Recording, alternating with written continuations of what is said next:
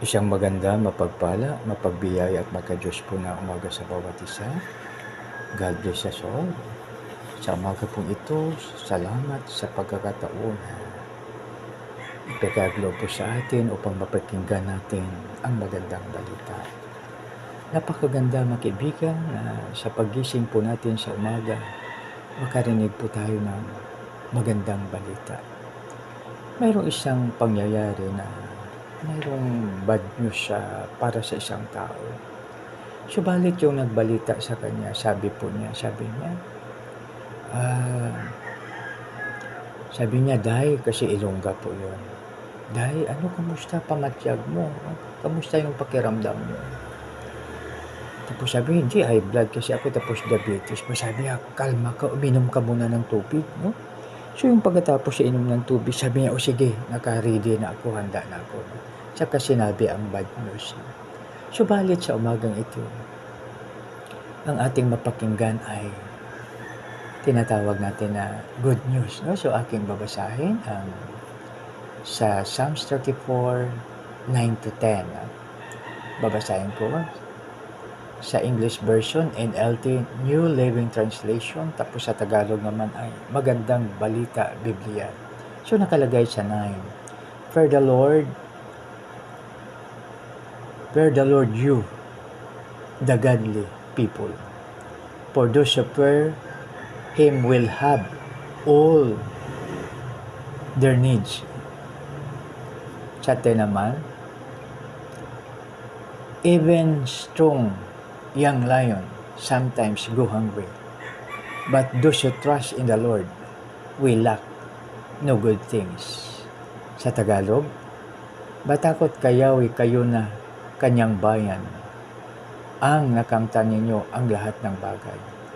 Kahit ang maliyon ay nagugutom din, sila'y nagkukulang sa hustong pagkain. Ngunit ang sinuman kayawi ay sumunod. So dito napakaganda, no? Kayang ang magandang bagay sa kanya'y di mauudlot.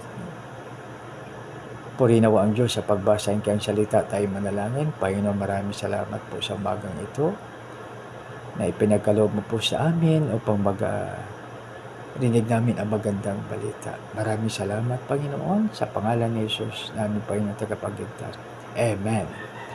So, dito po mga kaibigan, unang-una dito sa English version ay Fear the Lord, you, the godly people. Those who fear Him will have all the needs. We will have all their needs. So dito naman sa 9, matakot kayawi kayo na kanyang bayan, ang nang makamtan ninyo ang lahat ng bagay. No? So pag itingnan po natin ito, so ang kwan dito ay fear the Lord. No? Matakot kayawi. So ano kaya ang natin pag sinabi na, sabihin ng isang tao, I fear the Lord. Tapos sa Tagalog sabihin niya, ako ay may takot sa Panginoon. So dito mga kaibigan, mayroong isang verse sa Proverbs 1:7 na nakalagay, the fear of the Lord is the beginning of wisdom. Ang takot sa Panginoon ay simula ng karunungan. So dito mga kaibigan, isa pa sa mga guide po sa atin ay God is watching us from a distance. Ang Panginoon ay nakatingin sa atin. So ibig sabihin po na wala po tayong maitago kay Lord. Wala po tayong malingid, no? Malingid sa Kanya. Wala tayong maitago sa Kanya. Ibig sabihin lahat ay hayag sa Kanya, no? So pag malaman natin yung tatlong verses, napakaganda, no? Nakalagay, fear the Lord, you godly people. For those who fear Him will have all their needs. Sa Tagalog naman, batakot kayawi kayo na kanyang bayan, nang makamtan ninyo ang lahat ng bagay. No, napakaganda. Tapos, yung dagdag pa na, the fear of the Lord is the beginning of wisdom. Proverbs 1:7. Ang takot sa Panginoon ay simula ng karunungan. Tapos isa pa na guide po natin ay, God is watching us from a distance. No? Ang Diyos ay nakatingin po sa atin. So pag malaman po natin yan na si Lord ay nakatingin sa atin, so ibig sabihin takot. No? So tingnan natin. No? Nung wala pang ilaw, hindi pa na-discover ni sino kaya ang nakalimutan ko yung nakadiscover ng ilaw, si Benjamin Franklin ba o sino man. No? So ngayon, makaibigan, yung madilim pa. No? So maraming mga magnanakaw. No? Kasi madilim. Tapos 'di ba sa madilim lahat na gumagawa ng masama, sa madilim ginagawa. No?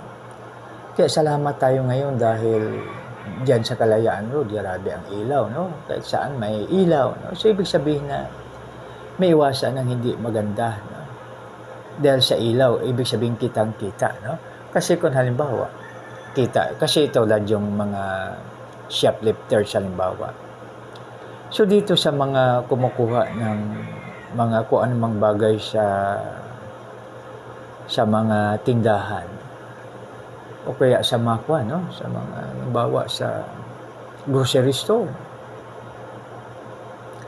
So ngayon, pag interviewin sila, ano ba, kasi paglabas nila, dahil tad-tad ng CCTV yung lahat ng gulo ay nandoon. Paglabas nila sa labasan, automatic arestado sila.